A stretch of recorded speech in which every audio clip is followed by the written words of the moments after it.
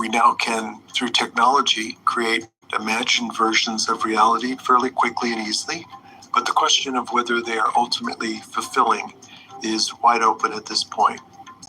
My favorite moment in this is when he suggests that what we need is a big push-button surprise. And perhaps we end up sitting around here listening to this podcast. It's a wonderful piece. And the next one is very charismatic and fun.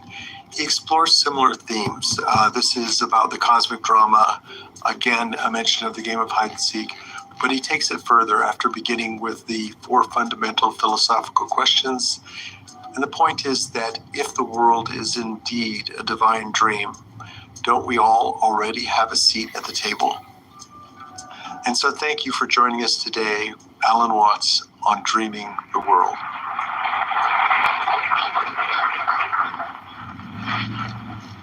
After long consideration, I have come to the conclusion that there are 4 fundamental philosophical questions which have been debated for as long as we know anything about intellectual history.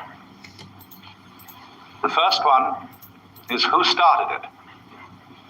The second is are we going to make it? The third is where are we going to put it? The fourth is who's going to clean up? But when you consider all of these together, they prompt a 5th question, which is perhaps more fundamental than all of these. Is it serious? And when we say to the doctor about someone we love who is in some ghastly kind of sickness, doctor, is it serious? That means, is the person in danger of his life? Because it is almost the fundamental supposition of Western thought, at any rate, that life is serious. That we have an obligation to survive. And that there is therefore something shameful about dying. Life, in other words, is not a game. If it is a game, the first rule of this game is that this game is serious. I remember some years ago counseling a woman much older than myself who was afraid of dying. And she wanted to know why she was afraid. She couldn't figure it out. And we had a long discussion. And she was clear that it wasn't the idea of being annihilated. And she'd really outgrown her childhood fears of hell. She wasn't really terrified by the pain of death. But she said, do you know, I finally realize, I think what it is. I'm afraid of what people are going to say.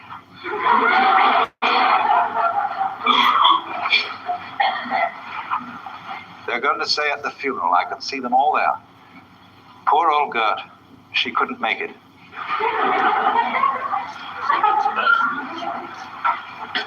Because you see, we all labor under this obligation to live.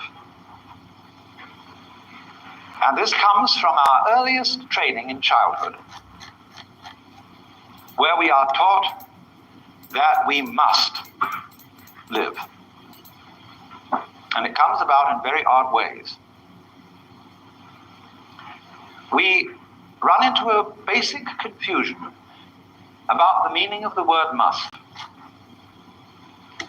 And the confusion is as to whether this word expresses a state of affairs, a condition that is, or whether it's a precept, a commandment.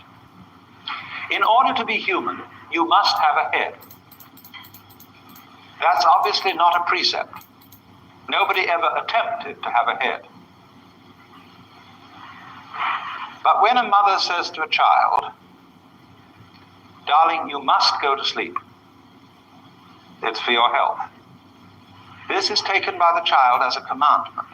And so the child tries to go to sleep, which is an infallible method of staying wide awake. So likewise, you must have a bowel movement every morning after breakfast. This too is taken as a commandment instead of simply a condition of being healthy. The worst one of all is the commandment, you must love me. Not, darling, of course, because I say so, but I would only want you to do it if you really want to. Now that is one of the most discombobulating, subversive things that you can ever say to another human being. You must love me.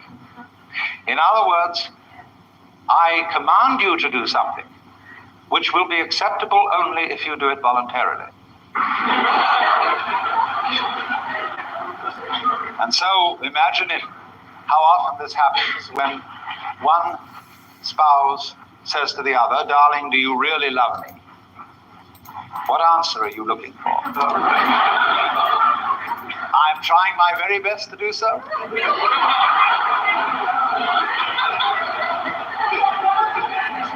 Oh, dear me, no. You want the spouse to say, darling, I can't help loving you. I love you so much I could eat you. I'm out of my mind about you.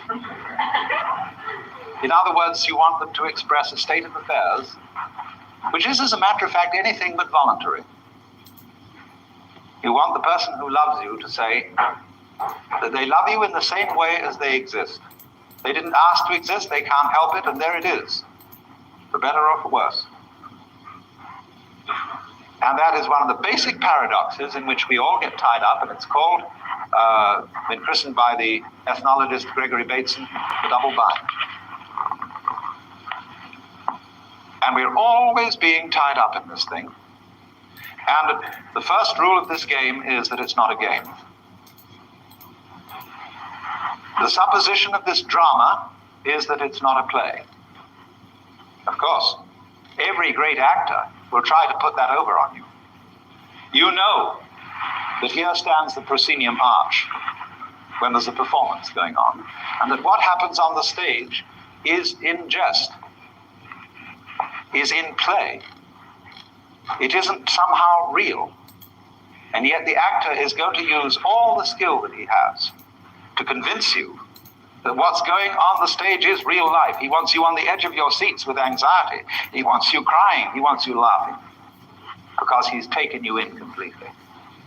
Now, the Hindu theory of the cosmos is precisely this, that the universe is a play, a dramatic act, which they call Leela, whence our word lilt.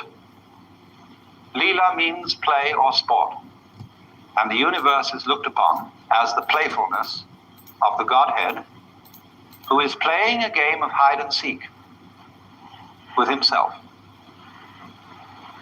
And that every so often, he pretends that he's not himself and that he's all of us, not only the human beings, but the animal beings, the angelical beings, the diabolical beings, the vegetable beings, the mineral beings, every kind of being that there is, he hides from himself in these forms. And then after 4,320,000 years, which is the basic reckoning unit of the ingoings and the outgoings of the cosmic game, the Supreme Self, the witch than which there is no witcher, wakes up and discovers who he is after all. And that's great. What a relief. Because in the end, the thing becomes a nightmare. It becomes a tragedy. And the universe finally blows up in the awful awfuls, just as it does for each of us individually when we die. But there, behind the great show, is the actor. And this idea is, of course, fundamental to all the conventions of the stage, because the whole notion of the stage, of the drama, is that the actor comes out not as himself, but as a persona. And the word persona in Latin means that through which the sound passes, and refers specifically to the mask worn by actors in classical drama, a mask with a mouth shaped in the form of a megaphone, so that it would project the sound in an open-air theater. And so, at the beginning of a play, the dramatis personae is the list of masks that are to be worn by the actors. And by a curious inversion of the meaning of words, the word person has come to mean not the mask, but the real thing. Harry Emerson Fosdick wrote a book called How to Be a Real Person. That is in correctly styled, How to Be a Real Fake. In other words, how to be a good actor. But it disquiets us, doesn't it? The idea that the whole world might be a big act. We're also in social life a bit disquieted when we get into the company of stage people in showbiz, because we're not sure whether in real life they're still acting. Who are you? That's the great question. One of the most magnificent Indian sages of modern times, Sri Ramana, always faced people with this question. When people came to him and said, "Oh, Master, who was I in my past incarnation? Will I be reincarnated again?" etc., etc., he always used to say, "Who is it that asks? Who are you?" And he asked this question. I've got a photograph of this man. I never met him, but I know lots of people who did. And he has a funny look in his eyes, a curious twinkle. And you can feel those eyes from the very photograph going right through you, not with judgment, not with condemnation, but with a kind of a wicked, humane twinkle. In other words, it says, "Listen, buddy, don't fool me. I know who you are." And you say, "Who, me?" "Why, I'm just little me. I'm not a very important person. I'm just a poor little human, like in Hausmann's verse, 'I, a stranger and afraid in a world I never made.'" The teacher looks at you and says, "Old Shiva, don't give me that stuff. I know who you are in your million masks." And you look out and say, "I'm just poor little me." That's the technique, you see, of the awakeners. The people who in the Hindu world are called gurus. The so-called spiritual teachers who kid us out of our egocentricity. Egocentricity being the predicament wherein the universe and all that is beyond the universe identifies itself with a particular role or part that it's playing in the game. Now, in our culture, you just mustn't get mixed up with that kind of thinking. I've been thinking for a long time, what is really taboo in our culture? And a good many other cultures besides. But it used to be sex. But sex isn't taboo anymore. You could buy books on sex anywhere. Any child can find out all about it. It's the easiest thing in the world. There's a slight flavor of taboo hanging over it from the older generations. But it isn't a serious taboo anymore. Not since Freud. You know, there's two ages, BF and AF. And in AF, sex is no longer taboo. What is taboo? There's always something. The real taboo is what the Hindus call, in their immortal phrase, tad tvam asi, which means that art thou. You, lurking behind the mask of being an impermanent human person, are really responsible for the whole thing. But if anybody claims that in our culture, we put them straight away into an asylum. That is the very hallmark of insanity. But in India, if somebody suddenly wakes up one morning and says, "My goodness, I'm God," everybody says, instead of "You're crazy" or blasphemous, they say, "Congratulations, at last you found out." But of course, you see, they have a rather different idea of God from ours. Our popular idea of God, quite aside from any of the ideas of the more profound theologians, our popular idea of God is that he is the master technician who has created this universe in much the same way that an engineer creates a machine, a carpenter makes a table, or a potter makes a pot, and he knows how he does it. So anybody who says, I'm God, we immediately challenge him with technical questions.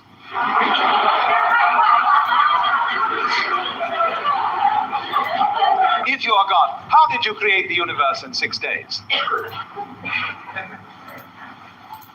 All sorts of questions like that. But you see, the Hindu's God does not need to know in words how he does what he does in exactly the same way that you don't know how you grow your hair. You just do it. And after all, can you know how to do a thing better than by just doing it? You may have a physiologist's knowledge of how you open and close your hands, but that doesn't enable you to open and close them any better than anyone else. Unless, of course, you've got a wrecked hand and you need a physiologist to put it back in shape. But in the ordinary way of things, you know how to think. Because you think, but you don't know how you think. You don't understand all the intricacies of the nervous system underlying the process of thought. You just do it. So like the centipede, who can manipulate 100 legs without having to think how to move each one, so the Hindus conceive the Godhead, not as a technician, but as a cosmic centipede, who is wiggling all of us. Like so many legs, that's why the Hindu gods have many arms. There's one Buddhist divinity with 1,000 arms. And, but this thing doesn't have to stop to think how it's done. That would be inefficient. Because thinking is a process of concentrating your attention on what is called one thing, that is to say, one think at a time. And that won't do at all for the regulation of complex processes. That's why we're now so fatigued with thinking that we're getting computers to do it for us. Because computers can think of ever so many things at once. And that's where they have the advantage of us. So a Hindu, therefore, feels no kind of blasphemy or inconsistency or insanity in suddenly realizing that he is basically what there is. That you aren't directly aware of this, of course, just in the same way that you're not directly aware of your brain structure. Nor are you aware of the incredibly subtle, interconnected system of relationships, balances, networks, whereby your brain is part and parcel of the whole physical universe and exists with it in the same kind of togetherness as a front exists with a back. So in this sense, you see, we are all something that everything is doing. Every wave is the ocean waving, the whole ocean waving, announcing its presence. So in the same way, each one of us is a waving of all that there is, saying, yoo-hoo, here I am. Only it comes and it goes. All waves come and go. They have their ups and their downs. And we have our ups and our downs. When we're up, then we suddenly see John Doe. When we're down, there's just a corpse. Then whoops, it comes up again as Mary Smith.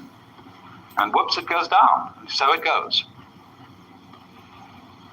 Like the sparks in the soot on the back of the fireplace. In and out, in and out, in and out. Everyone different than the one before, and yet somehow the same. Now, as I said, in the Hindu view of the cosmology, this is a drama. And that means its basic spirit is playful. It is a game. But the difficulty that we have in understanding this idea is that we don't distinguish between the many connotations of the word play or game. A lot of people say to me when I produce this idea, do you mean it's only a game? That all this is somehow therefore trivial? And I say no. Look, when you go to listen to a great pianist play the Beethoven sonatas, you are actually going to an entertainment. You pay entertainment tax to get in. But you wouldn't say, would you, that this was mere entertainment? There is something about music which is beautifully illustrative of the point that I'm making. Because music is sheer and total play. The highest music that both West and East have produced has no meaning beyond itself. That is to say, Mozart's sonatas do not imitate the sound of charging horses, tinkling brooks, or screeching factories. They convey no social message. They are pure delight in complex orders of sound, almost mathematical. And you see, music is purposeless in the sense that it has no direction. It is not designed to arrive somewhere. I mean, if the point of music or of any musical composition were to arrive, that is to say, to reach the finale, the best conductors would be those who got there the fastest.